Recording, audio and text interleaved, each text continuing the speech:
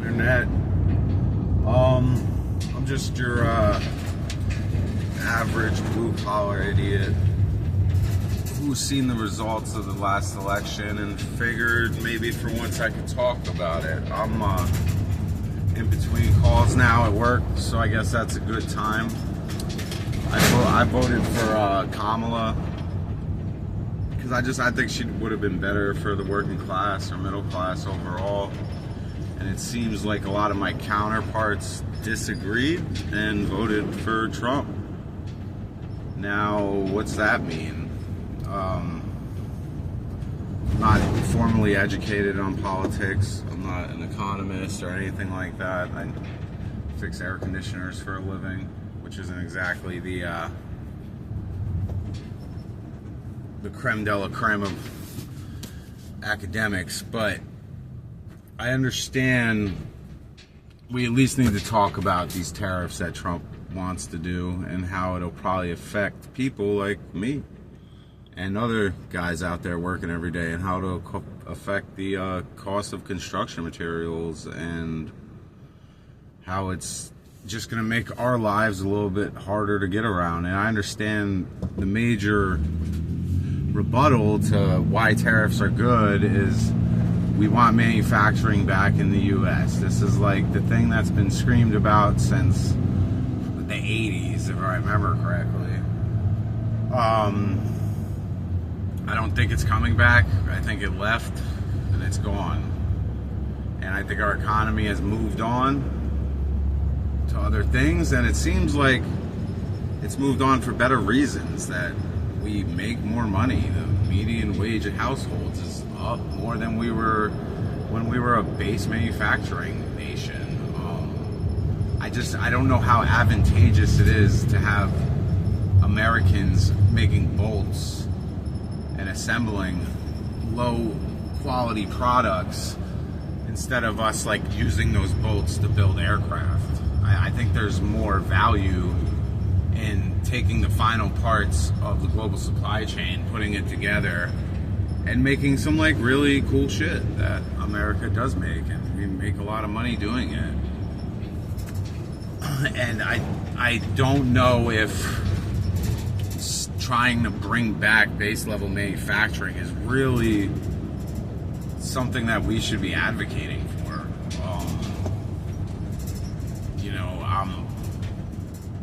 I do construction, right? And there's labor shortages all over the construction industry. I talk to guys regularly who can't find a guy that even knows what a Phillips head is. And that's if they stay longer than 2 weeks. Everyone wants to do construction, they're crawling around an attic in July, And I can't blame them. If you can make more money in the air conditioning, go for it.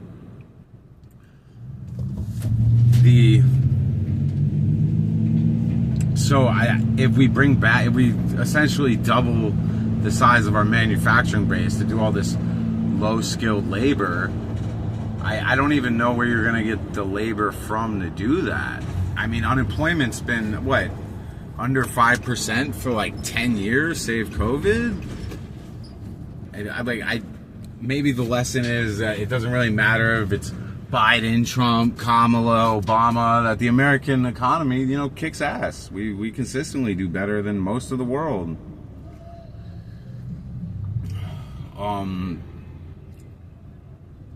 And when it comes to domestic politics and who's better for the middle class or the lower class, I just don't see a world where Republicans have ever been better.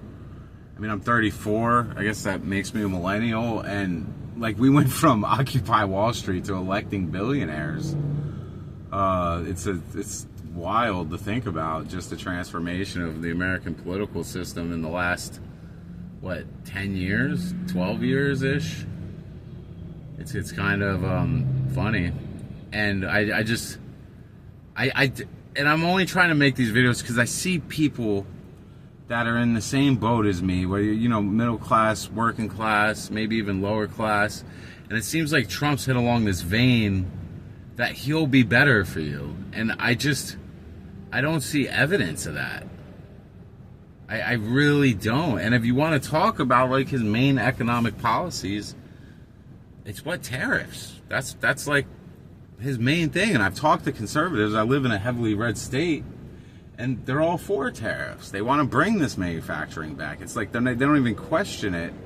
But maybe it's better to have these things made on other parts of the world with lower skilled labor, because our populace in the United States is just a more educated, productive workforce that can do other things. We're not a populace that has to be stuck in these manufacturing bases. And I promise you, back during the recession, 08, I was like 18, 19. I mean, I mainly worked for temp agencies in manufacturing in Pennsylvania, and they're not fun jobs. Like, that's not what I would want to do. I'd rather fix air conditioners, honestly, or install an air conditioner that was assembled in Mexico to make a lot more money than staring at laundry detergent bottles on third shift for $10 an hour. I don't know why there's like this fetishization of trying to bring back manufacturing, and it's like an old thing that we've been talking about. And in the reality, I remember even when I was working in factories, and you know, you're talking circa 2010, 11, a lot of these factories were slowly being automated back then. I mean, I remember I quit a glass factory because 2 of their other factories had already been automated. They needed like 2 programmers and a maintenance guy to run the whole thing. There was no need for, 30, 40 line people, like people on the line taking care of the glass, because you can automate all of it. I think the way you make money in manufacturing in the United States is through a lot more technologically advanced factories than 100 people with sewing machines making t-shirts. Like, if you were going to make a t-shirt factory in the US, it would probably mostly be automated, and I don't even know how many jobs that would bring for you. And a lot of the material shipped around the world can just be shipped for lower prices than it costs to mine it here.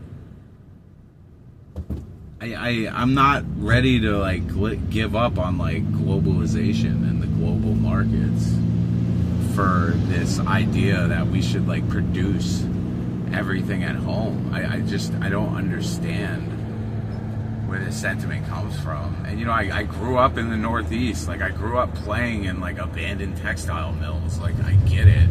You want to talk about the Rust Belt? I understand the Rust Belt.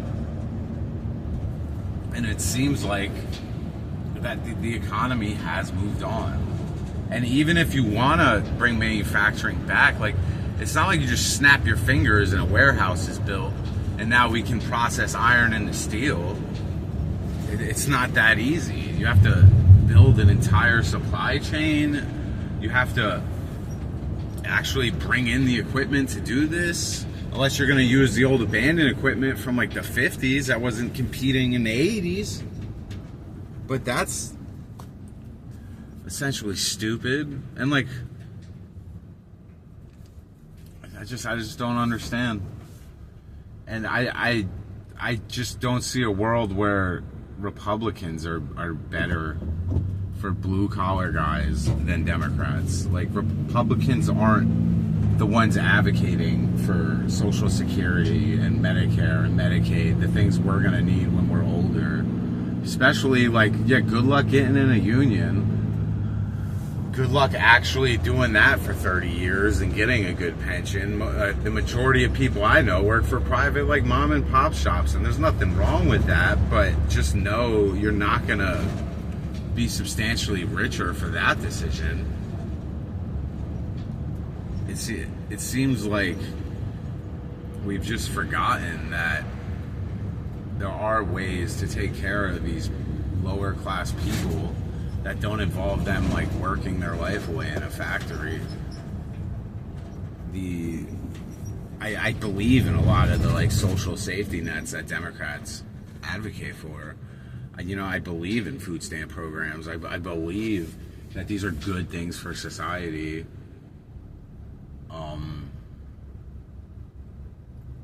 I believe in a good Department of Education that can help fund state schools.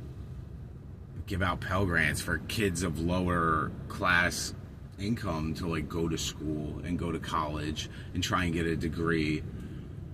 You know, like I don't want my son crawling around attics. I'd rather him be an engineer designing the equipment than putting it in someone's house. He'd probably make more money and be less distraughtful on his body.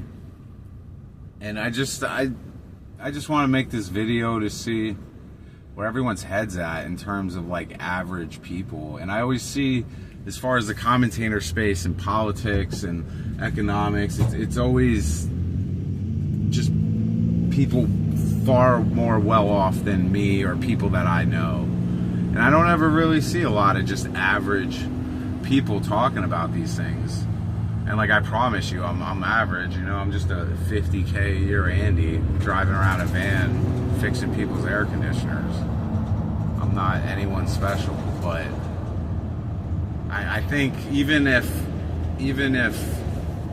no one even really likes these videos, maybe if it inspires someone else that's better at making these videos that comes from a more average background, and just see like where our heads are at and what we really want out of the American system.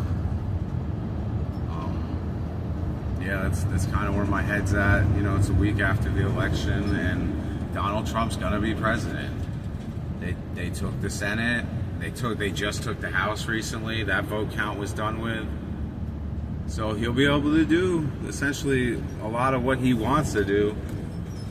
And we're gonna get a good answer on if it's better or not. I don't see it happening with it making my life any better. So let me know what you think. Like, subscribe, all that fun stuff. And at the end of the day, I'm probably pretty stupid, so don't listen to me too much.